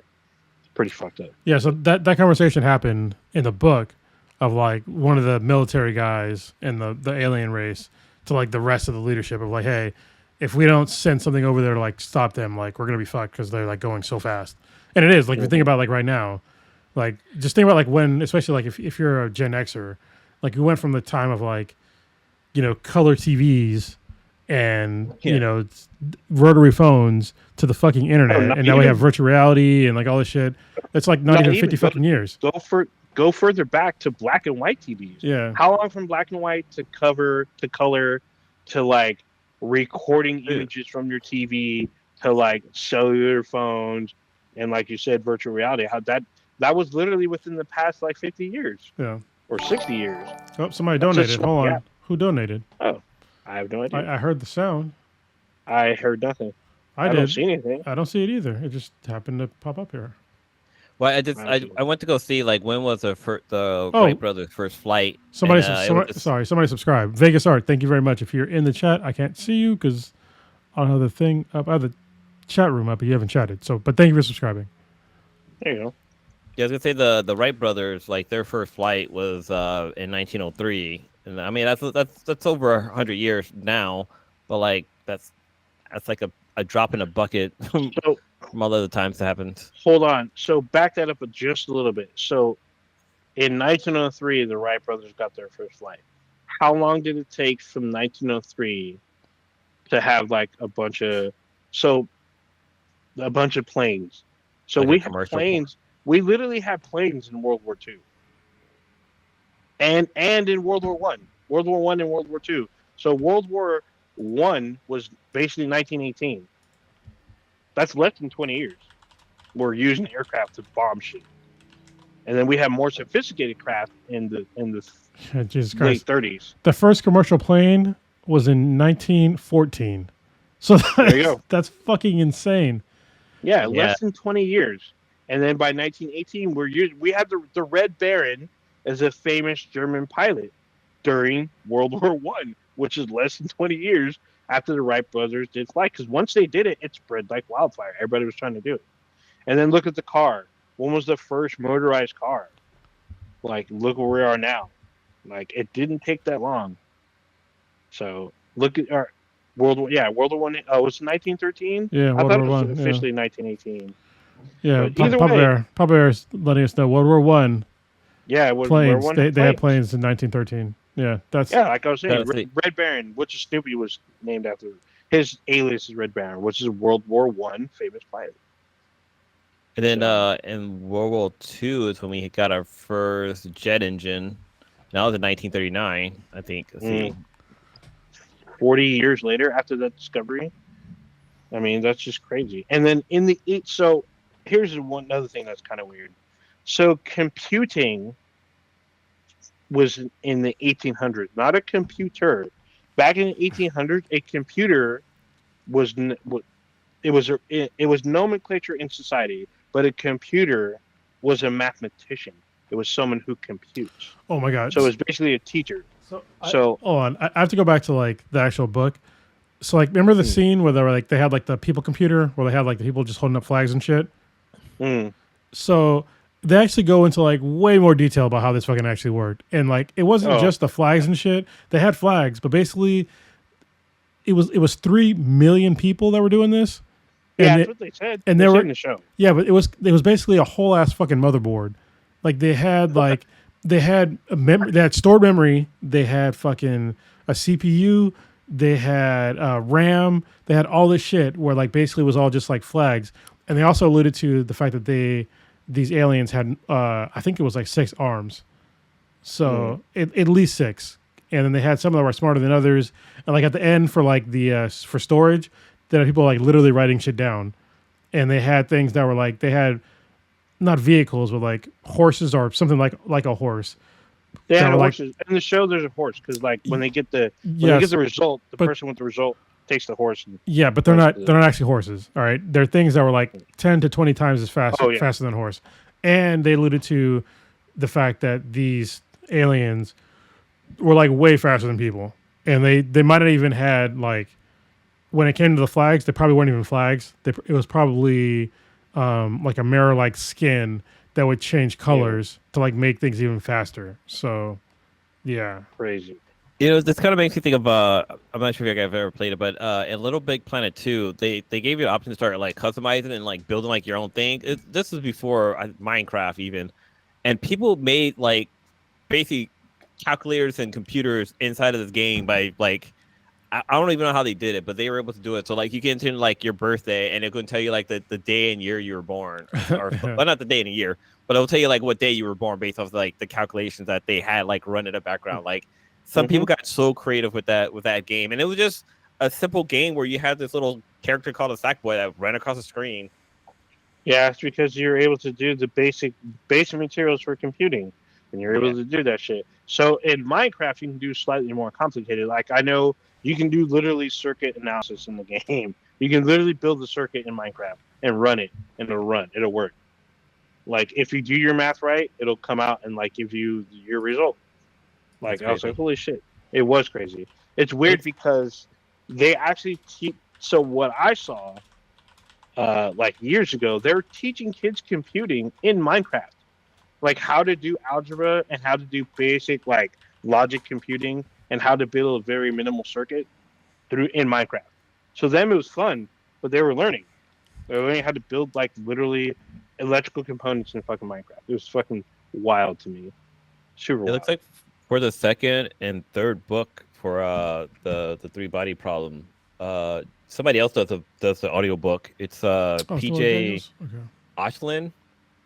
Yeah, PJ Ochlin. I think that's pronounced the last name, but yeah, he does book 2 and 3. That's a shame because Luke Daniels is like he's a really good narrator. Yeah. Right on. So, Three Body Problem. The only thing the issue I have with the show, it feels like it ends in the middle of the season. Yeah, it wasn't like it doesn't have a finale. They definitely, definitely ended weird. It definitely is not where the book ends, and that's why I was saying like maybe they're gonna finish the series. Yeah. Maybe maybe they'll do like a part 2. You know how they've been splitting series up, and they do part 2 like 3-4 months later. Maybe we'll get that. Maybe. Oh yeah. So we'll see. I want to kind of switch the gears. Now moving off of Three Body Problem. Sony had a state of play. A couple days ago. Yeah, I caught some of it. I know Cronus, you caught probably all of it or most of it or some shit. Yeah, I caught most of it, like most of that I wanted to watch. So okay. Yeah. What were your thoughts on Sony's state of play? I mean, it was okay. I mean, there was I gotta remember like what the fuck was in it. I remember I skipped the Monster Hunter stuff because I'm just not interested in that game, and I'm okay with that. Like, there's certain games that for me that game is not one of them. Yeah, that's blasphemous, but still, it's not blasphemous. What are you talking about? I'm just saying. What was the first? I gotta start talking. I gotta answer probably. I'm trying to think. Like the most of the stuff that I saw was like RPG type stuff, and then we got to see God of War Ragnarok. Yeah, God of War Ragnarok gets ported to PC. I think this month or next month. So it showed like a lot of the stuff. A lot of people were like, "Oh, you know." I mean, like the first one's already on PC, so people are still like kind of mad that it's moving. I'm like, why would you be mad? The first one's already there. Like, it's not that big of a deal. There's nothing. I didn't see anything new for the game. It's just like it's just going to be ported, so that's fine. I do know be there September 19th is when it drops on the PC. Okay, so a few months. So the one thing I do know that people were mad about is that on PC you need a PlayStation account. Like, you need to log into your PlayStation to play the game. Yeah, they need to change that because I mean the game is not online. Like, there's no need for that. Yeah, well, if you're PlayStation, if you have a PlayStation 5, you most likely already had Ragnarok, so play it on the PC kind of does make sense. I mean, you already played it though. Yeah, but still. There's people that don't have a PS5, or if they do, they don't really play it or what. Usually, most people that I know that have PCs, usually the other console they have is a Switch. They don't really have the other two consoles. The only one they have is like a Switch. So not having a PlayStation account, and we talked about this 3 weeks ago. There are some countries that won't let you log into a Sony account. So yeah, I don't understand. Yeah, so this is the thing. This is clunky. But I'm thinking about, especially for me, if you go back like 15 years ago, for me, I was a pure PC gamer. I had consoles, but I mainly played, especially like first-person shooters, 100% only PC player. It is very strange for me to live in a world now to where you can play console games on the PC. And if you would have talked to me like 15 years ago, I'd have been like, yeah, that's blasphemous. But now I'm like, that's fucking awesome because... it's going to give a wider audience to these games if you're still a PC only gamer, you get to experience like a console experience game on your PC because there's a lot of really good games out there, especially with really good storytelling that are only on consoles. And God of War is like kind of the pinnacle of that, one of the pinnacles. And I think it's great, and I see how now it's becoming more like it's a reciprocal thing. Because they just announced like a couple of days ago that the PSVR 2 is getting ported to the fucking PC with a $60 like little hardware conversion thing, which I've raved about the PSVR. I haven't played it in like months since I've moved, but if I could play like some of the shit that I have on Steam, which it's going to be Steam available, that's amazing. So I am loving this console to PC and PC to console like reciprocal content thing, because I think the more content that people are exposed to, I think it's better for the consumer and it's better for both of the platforms, because if you like some of these PC games, maybe you're going to get a PC. If you like some of these, console games, you're a PC gamer, maybe you want to get a console. You can play these games first. So I fucking love it. Yeah. Yeah, open market or whatnot. It's good to have an exchange of like games, especially when the only thing that kind of sucks is like when PC games get ported to consoles and you like lose content. That's the only thing that kind of sucks. But the fact that you're able to play some of the games is pretty cool. The one game I'm like really looking for is I think it's Open Space or something, or I can't remember the name. It's a 4-person co-op game where everybody works on the ship. So one of the players is the pilot, where everyone else works on the ship, and you keep the ship together, like either from attacks, from raids, and then you can land and like trade or conquer, or not conquer, but like just blow up pirates and steal their stuff. You can buy stuff to upgrade your ship. It's like, it looks super crazy. Apparently, it's I was like No only Man's Sky. yeah, it's like No Man's Sky, but in No Man's Sky you get your own ship, but in this one you share a ship. It's kind of like what I wanted for like a Star Trek game. So Can you kick anybody out for being sus? Maybe. So it's on Steam right now, but I think it's called. I can't remember the name. Oh, this wasn't at the State of Play. No. I'm just saying over Okay. time. Like, I can't remember the name. I'll think of the name in a second. But yeah, the one thing that got me overall was definitely Monster Hunter, because like we haven't seen anything really from Monster Hunter Wilds, and like we see like this huge like change. Like there's new combat. Like some of the stuff that you got in Rise is like ported into this new game. It looks like there's new fighting mechanics for some of the, like one of the older weapons. Like you can do like a block and hold kind of thing, and like you can do like different combos with, like, they show the great sword. So the great sword's like a giant like sword that Guts uses in like in Berserk. So it looks like that, but it looks like you can do different things. You can command other animals, like your pets, to attack an animal. That was fucking crazy. That looked great. I mean, yes, you can. In the previous games, your animals would help you, but they would attack depending on what you equipped. But it looks like you can command them to attack. I think more helpful, especially if you're playing with other people. There are weather effects now, which was not really in previous games. The only time you'd see weather effects is if there's like an event, like a crossover event, and there would be something, and it'd be a specific like portal of the game. Now it looks like it's in the world. Like you'll see a sandstorm, thunderstorms. That's gonna change the gameplay a lot. It's not out till next year. I'm super excited for this fucking game. I don't care what it is. I'm gonna get it. I believe this will be the first one that's cross-platform as well. Some of them are the other ones are cross-generational. This one will be cross-platform. I'm looking forward to Monster Hunter 100%. It's fucking great. I just watched the game trailer for Aliens Rogue for the PSVR 2. Aliens with fucking VR? Yeah, sign me up for that shit. You're just gonna shit yourself. Yeah. I don't know if I can play it though, because last VR horror game I purchased and put the headset on, I like immediately took it off. It was too fucking scary. It was scary. It was a Paranormal Activity on it was on Steam. Oh my god, I literally couldn't even make it. I made it into the house and creepy stuff started happening, and I was like, nope, I'm out. I can't go any further. I even watched other people play the game, and I still I knew what's going to be what was going to happen, but once you're in there, nah, it's a whole different thing. Thank you to Killer Frost. Yes, Jump Ship.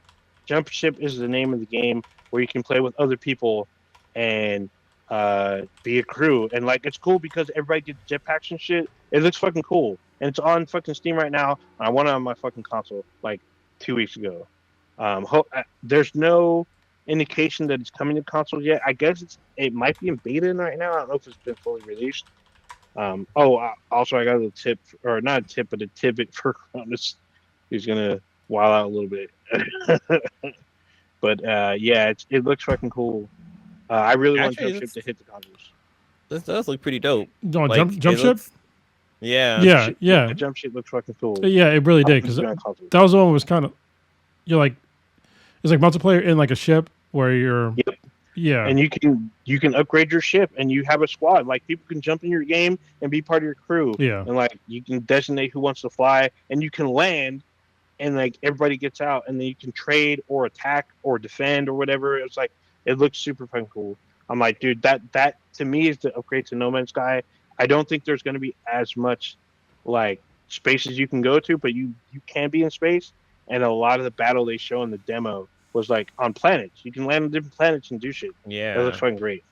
Yeah, I mean, looking at the starship or the spaceship they use, it looks pretty fucking cool. yeah. So I'm gonna my availability to game is going to exponentially grow in after next week. So yeah, I'll be back on. I'm actually I might move like some of my gear downstairs to like play, but yeah, I'll have to like rearrange some shit in the house so I can get a better signal so I can play online. I don't know. It looks like they have an official Discord server that you can join for from Jump Space. You know what they need? I just thought I wish they had like they need to announce the PS5 Pro just so I have an excuse to buy another console so I can put it downstairs. I'm just saying, there you go, Sony. It's weird. It's funny because everyone else has like the specs on it and like the size, like everything. The only thing that's missing is like an official announcement. Yeah. Like, everyone else says like it basically exists. People said they've like seen it, but like Sony hasn't said, oh well, yes, it's coming, and they haven't listed the price point. However, during State of Play, I guess for the 2 weeks or whatever, like everything was on sale, including the console itself. It was like $100 off. Like, oh, it's pretty cool. Usually, I feel like Sony will have like a game that they'll show, and they'd be like, oh yeah, like say for example, like God of War Ragnarok. Like, oh yeah, God of Ragnarok. Like, let's watch this gameplay. Oh yeah, this gameplay is actually on the new PS5 Pro. Like, I was expecting them to do some shit like that, which is what they do in the past, but I guess we still gotta wait for them to announce it. There's a serious problem though. Like, the current generation, I honestly, unless they're going to literally up the fidelity of VR, I don't see how they're going to up the like realism on games right now. Like, it's very realistic. Like, in VR I can get it. There's things that can be improved, but in like on a flat fucking screen, like there is like no. I feel like we're at pretty much the limit, to be honest. So the uncanny before you hit the uncanny valley. Yeah, especially like in between generations. Like maybe like the PS6 will have like some new fucking technology that just like blows us all away. But I don't. And it'll have a what are they called? Those little things they have in Japan that like it jerks you off while you're in VR and shit at the same time. Collect your samples and shit. Save your DNA for in case we can get invaded in 400 years. That kind of shit. Yeah, I mean, right now things they seem so realistic, and I don't see them getting unless. And this is another problem. So we have like 8K TVs that are on the horizon. They're already here technically, but I think when it comes to like the size of TVs, an 8K TV, to get it would have to be so fucking big for you to get the benefit out of. And I need to look it up, but I'm pretty sure it needs to be like at least a third the size larger than a 4K TV to get the benefits, which would be quite large. That's huge. I think that's fucking huge. Yeah, I'm pretty sure we're talking like the minimum that you should get it is probably around like 65, 75 inches. I was just about to say that sounds like a 75. Yeah, but I gotta look it up. Like minimum. This is like my in the head math of like the ideal size of a 8K TV, because there's ideal sizes. Like I'll give you an example. 1080p, the ideal size is 55 inches, because that's what fit in that fucking rectangle. The ideal, it's bigger than that, way bigger than that. The ideal size is between 110 and 120 inches. Like that's that's big. So fucking big. That's a fucking wall. Half a wall. That's a wall. Yeah. I was about to say that's your fucking wall, especially if you live in an apartment. That's like your entire like wall on one side of your apartment. Dude, you're a couple of steps closer to a fucking danger room. Just put 4K TVs all the way around. You might as well just switch to a projector, like a digital projector. That was from Quora. Let me go to ratings. Yeah, it's fucking huge. Yeah, I think it's really fucking big. I feel like that should be for like places that like businesses, like a Dave and Buster's or like something along like a bowling alley or something. Like, if for home use, that sounds like a little much. What will be the next after 8K? It's what 12? Yeah, it is. Yeah, okay. So like the minimum you should probably get, it's 75 inches, and that's a very large TV. Only you could say 80 inches or above. Yeah, it's 80 inches or above. Like that's a gigantic TV. Yeah, that's doing too much. Sony announced a 12K TV back in 2003. I mean, the MSRP for is $20,000. Yeah, because I mean, we're getting to the point to where you're going to approach fucking IMAX territory for at-home TV. You know, that's really big. It says on here the viewing experience for this will be 100 feet by 120 feet. Yeah, that's gigantic. That's 9 times the resolution of a 4K TV. Jesus Christ! Oh shit! It looks like Jump Ship will be coming to Game Pass preview sometime before the end of the year. So it's fine. Oh, there's no PvP, so it's all PvE. Yeah, which is fine by me. It's fine. Fine for me. Yeah, I'm fine with that as long as we're able to smash. I want to explain something real quick for like people that are listening to this. They don't understand like the whole resolution issue. So like there's only when you talk about like resolutions for screens, it's the pixel count, right, on the screens, like how many pixels you can fit like in this thing.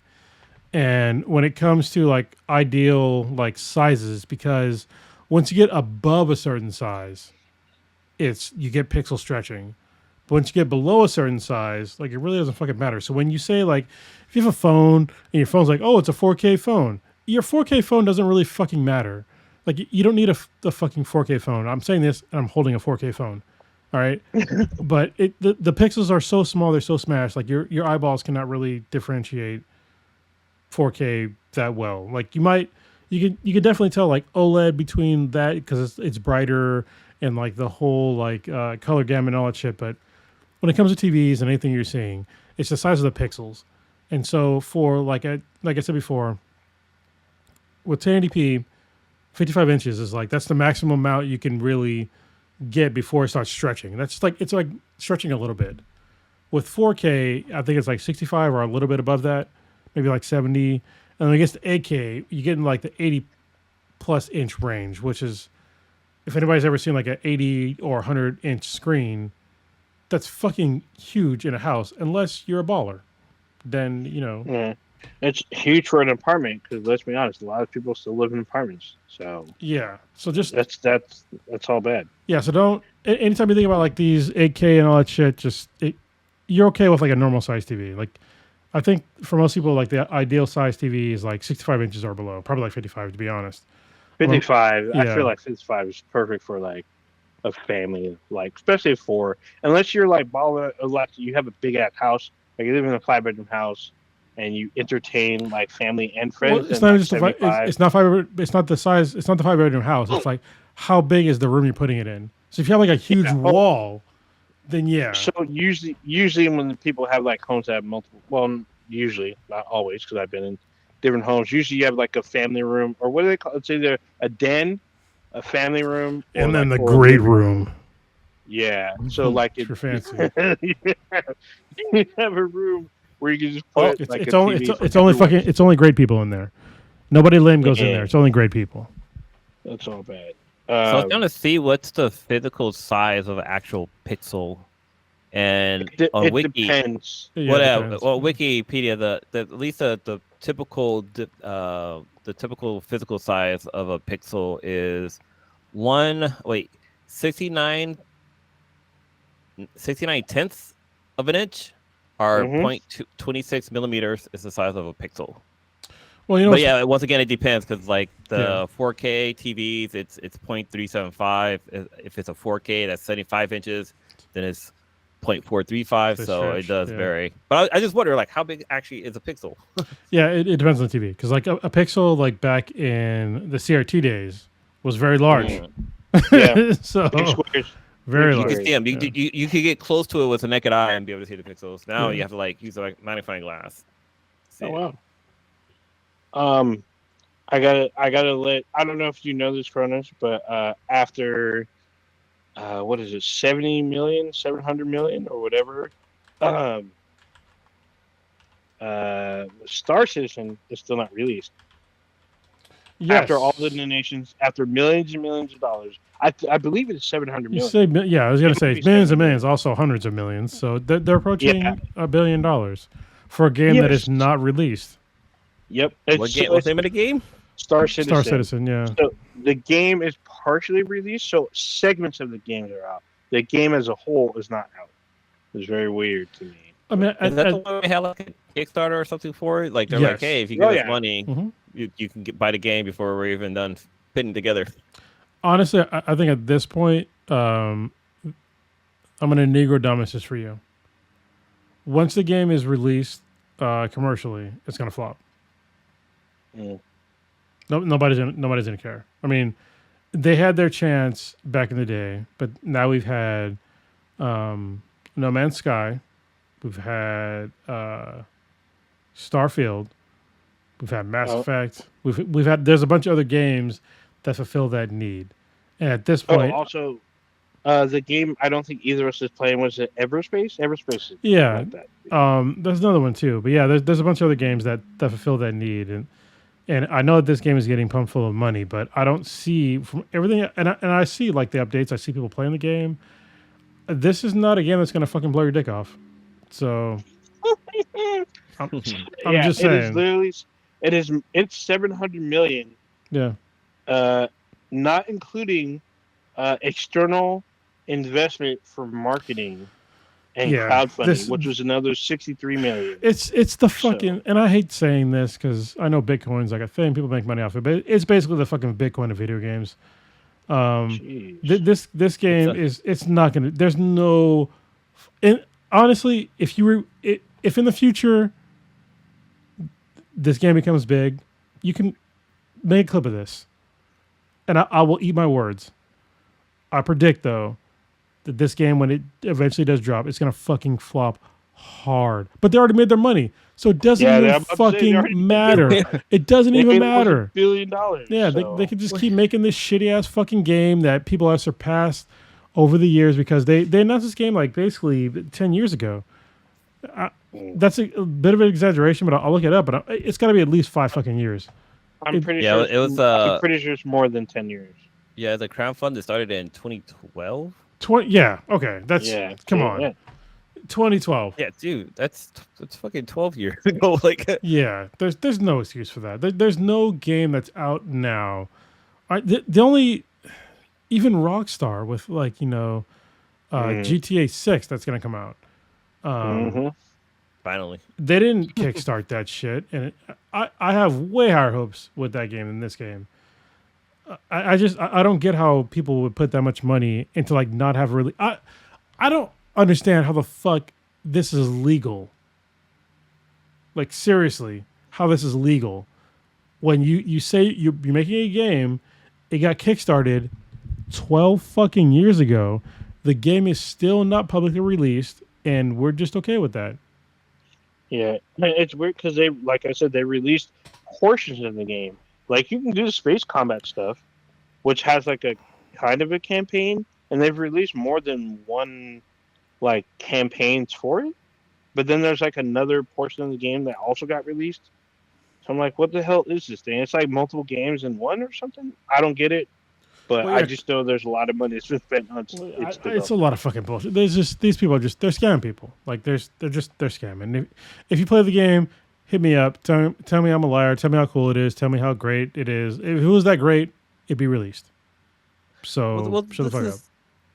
This is a crazy part of this. That's a kind of a twist of the story. Is that like the game developers, they were founded in April 2012. This game was announced in September of 2012. So like literally what? No, it's because like of 5 months later. They announced they're making a game. Blue, I got to give you some context. I'm pretty sure the creators of the game, they were very well known game creators before the game was announced. So like they were known people in the gaming industry. I'll have to look it up, like who the fuck they are, but I know that they're well known and respected, or at least formally respected. Not by me anymore. I don't give a fuck. Anybody that's connected with this right now, I don't respect you. So one of the developers' name is Chris Roberts, and he's known for Wing Commanders. Yeah, and Chris Freelancer. Roberts. There we go. Chris Roberts is like the main head guy. He has like a huge history in gaming. I used to follow him really like religiously. So I don't know if y'all remember back in the day, like I want to say right around when Wing Commanders movie came out, like early 2000. Yeah. There was a studio that they built together. It was Robert Rodriguez, Chris Roberts, and there's one more because there's three of them. I'm pretty sure the last one was Tarantino, but I don't remember. So they made Digital Anvil. The thing was they were supposed to make movies and games. So they're supposed to make movies, and the other part of the studio made the games based off the movies. They lasted for like a year and then folded. So, and then shortly after, Chris Roberts started doing Star Citizen. So, I mean, I love Wing Commander. Wing Commander is like one of my favorite games ever. It's probably one of the reasons. It's definitely one of the reasons why I try to do what I want to do. But like, this game just feels like I don't know. I don't want to say vaporware because you can still play part of it, but it's only on PC. I mean, some people can play. Can you play it?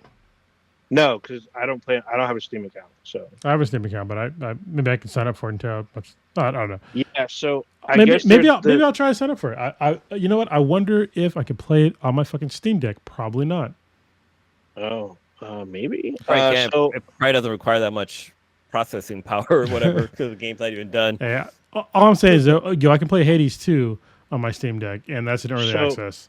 Let's see. There's an Arena Commander mode, which you can probably play. There's Star Marine, which is a combat simulator. Give me a minute. I'll let you know. Give me a second. Oh, Squadron 42. That's the latest one. That's the one you should look like. So Squadron 42 is part of Star Citizen. It has a cast, like a huge cast, including Henry Cavill, Mark Hamill, Gary Oldman. What is this? I saw the Squadron 42. Like, what is that about? Because I see like there's some A/B list actors on this. It's a single player game, but it's set in It's part of Star Citizen, but it has like a huge fucking cast, like a huge cast. And that's the most recent one. If you can get Star Citizen, which came out in or Squadron 42 came out in 2020 apparently, so you should be able to get that. It has 70 missions. Yeah, see, there's like different episodes, which is interesting. Yep. Oh, Rona Mitra, Mark Strong, Jillian. Fucking Gillian Anderson's on here. Isn't that homegirl from X-Files? Oh wait, I can't hear you. Let's see. Can anybody in the chat? Can you guys still hear us? Because Chronos stepped away, and I can't hear Old Ninja. See if Chronos can hear me. All right, let me bust out my. Chronos, can you hear me? I can hear you now. Yeah. All right, can you hear Old Ninja? No. Okay, we lost Old Ninja. I mean, I can see him, but he's not talking. But yeah, it looks like Gillian Anderson is part of the Squadron 42, which is homegirl from X-Files. Yeah. And also that sex education show on Netflix. Yeah. Like that? What's that was called? Yeah, she still looks pretty good. So yeah. Dude, when they re-released X-Files, that one scene where everybody was kind of like, I think they were like tripping balls, and she got like all sexy inside of the cafe. That still lives in my memory rent free. I don't remember what episode it was, but it was when they brought X-Files back for that short period. I remember her in American Gods. She was like one of the best things. Oh yeah, that's right. What did she like? She was like played like a Marilyn Monroe type, right? Well, she was like the media person. Yeah. So I cannot get Star Citizen on my Steam Deck. I'm just saying, it's not even available. That's terrible. Because I have to get like some weird fucking. I never looked up how to actually get the game because I was not interested since it's been like delayed so long. see it shows up on. I haven't logged into Steam on my laptop in a while, but it doesn't crash. Let's see what other. Oh wait, no. Okay, apparently it is on the Steam Deck. Oh shit! Why? Like, can you see it in? Can you see it in the store, or are you just looking No, online? To see if it's there's ways to play it apparently on it. I guess you got to like do things, which is one of the things I like about. Oh yeah, you have to put it in Windows, which I'm not going to install Windows on my fucking Steam Deck. Oh, okay, there is a way to put it on SteamOS, but all right. Okay, there's like mixed things on it, so yeah. mixed reviews on I'm it. not. Yeah. It's like there's a way you can do it, but it's like a kind of like you got to play around with it, which I can do, but also I don't want to play the game, so fuck it. Right. I think you got Ninja back. Nope. Yeah. Nope. Wait. Yes, maybe. I can talk. I can't hear you guys. Oh. All right. Change this Yeah. real- My mouse started tripping all of a sudden. Let's see. I have to say, as we're waiting for Ninja to reconnect and all that shit, I've been playing Dave the Diver a lot, which thank you very much. Oh yeah, what is that? Dave the Diver is a very odd game to really explain, but thank you, Patrick, for recommending it, because he's going through some shit right now. Obviously, so am I. I can only give like so much of my brain power to anything right now, and I need like things I can pick up kind of quickly. Dave the Diver is a game where basically you play as like this diver that goes down to like get fish and stuff for a sushi restaurant called Bancho's, and it's a very it's hard to explain because it's pixelated. It initially starts out as you like being like this guy who's just like looking for like scavenge and fish in the ocean, but it turns into like you find this like underwater sea like people, and you have like these people you need to like impress in your like sushi restaurant. And then you gotta like learn how to like hire people for your restaurant to like run the restaurant better, and then you gotta figure out like all this other shit. It's just like it evolves rather quickly into being a time suck, but like a really fun time suck. So, and it's a roguelike game, which is amazing. So every time you go in the ocean, it's different. Yeah, I think I've seen some a couple of people play it online, and it looks like it's fun. And it's like you basically upgrade like your boat so you can like stay, like you can go out further and like upgrade your equipment. And there's like different islands you can interact with. No. So not the boat. You can't. I've never been able to upgrade the boat. You can upgrade your equipment as a diver. I think it might be different game. Yeah. Let me see. Yeah, let me go look and see. Maybe I'm not far along enough. I don't know. But I'm the boat that you're on basically just takes you to the giant blue hole and back and forth to like the sushi place, a farm, or like a fishery that you build later on in the game. But it's pretty insanely fun. And it's like very how do I put it? Compartmentalized, because you can like basically play like a mission in like 10-15 minutes, probably less than that. Oh yeah, this is a totally different game. Yeah. Well, I saw the artwork, and it looked like the other game I was just talking about, but yeah, this is totally different. Yeah, the game you're talking about is like I know what you're talking about. It's like I think it's Dredge is what you're talking about. That could be Pretty sure, yeah. Which I have not played that one. But yeah, it definitely looks like it's 8-bit. Like it looks like what's a game called? Fallout Shelter. Yeah. Well, it's actually a little bit more. Yeah, it's way more pixels. pixelated. But it's a lot of fun. I recommend it if you just need like a quick game to play to have some fun. There's a storyline that it's kind of like way more involved than you think it is. So yeah, like, and the guy Bancho, he's like this black sushi chef who is just like, he's dope. Oh, Ninja, I can hear you. Can you hear us? Testing. No. Yes. I don't think you can hear us. Is this? I know I'm seeing it right now on Steam Deck, but can you play it on? Is it on the consoles too? Yeah, I'm playing it on PS5 because it was free. Yeah. So I got it for free, and then there's a Godzilla DLC that I got for free. So. Oh yeah, that's on here too. David Dive Godzilla. Yeah. Yeah, it if you play it and you're like, oh, this is very basic, just keep playing it. It's got pretty good reviews. Like IG gave it 9 out of 10. PC Gamer gave it 91 out of 100. Yeah. Eurogame Germany gave it 10 out of 10. It says one of the year most addictive games. It is. And it doesn't really make sense why it's so addictive, but you got to keep playing.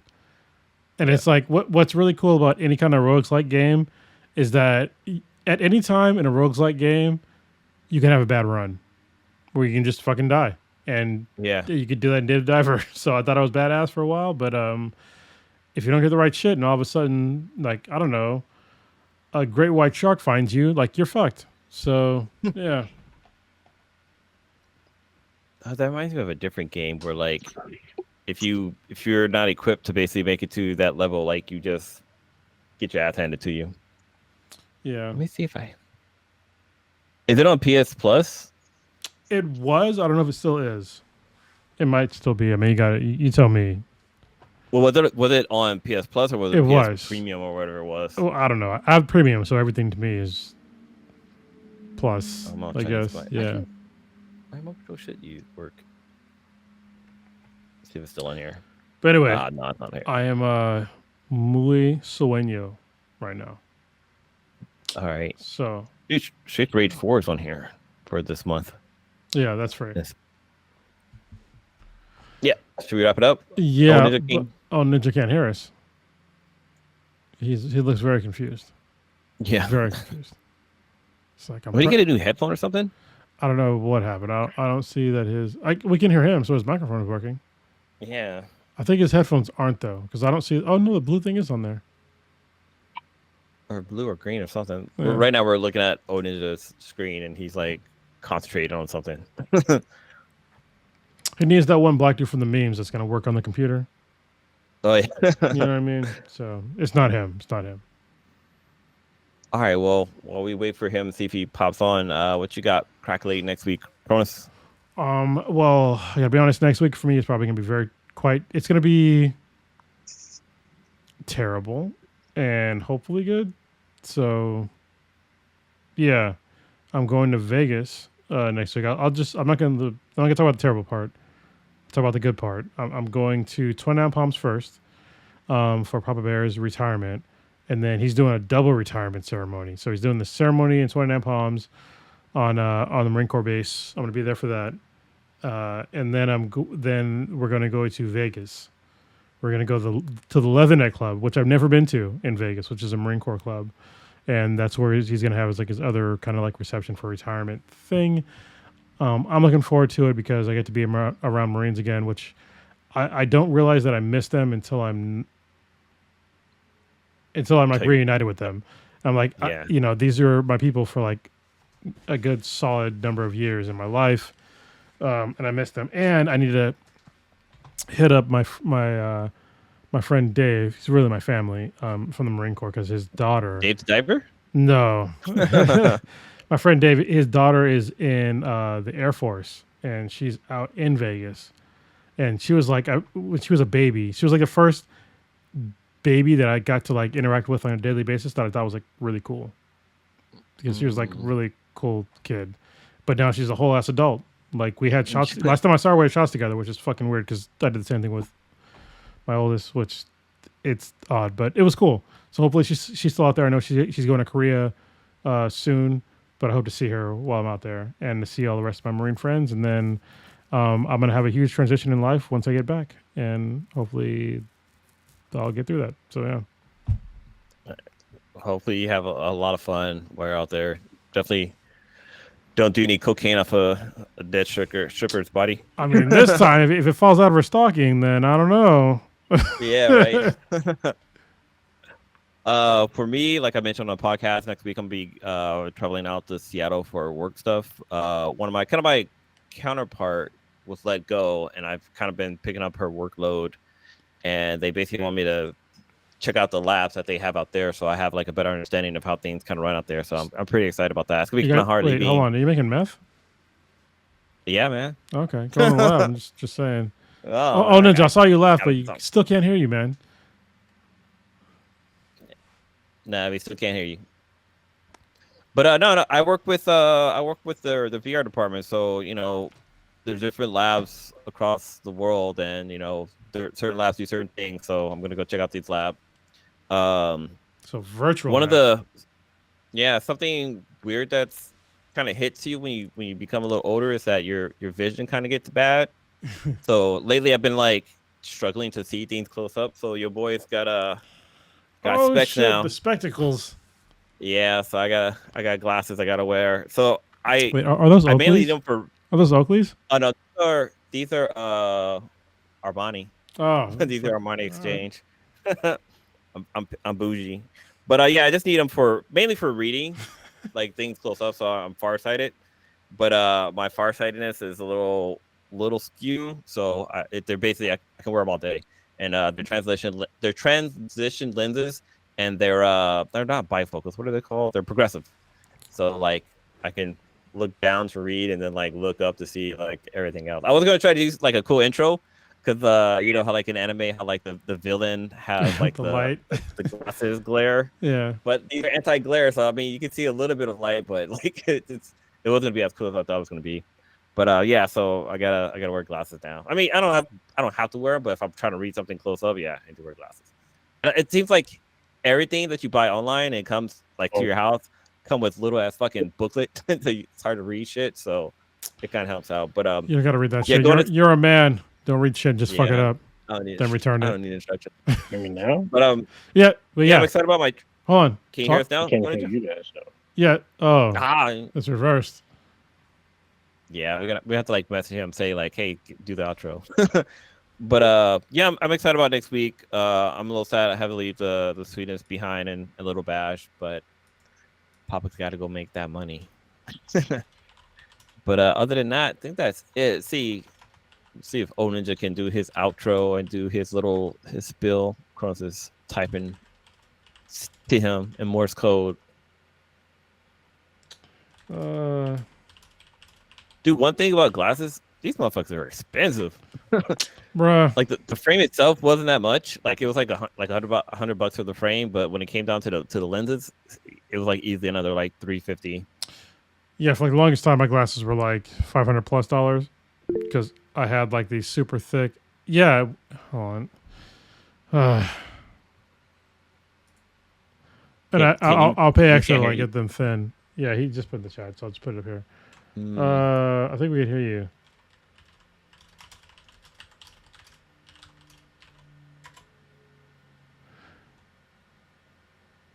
Can you talk?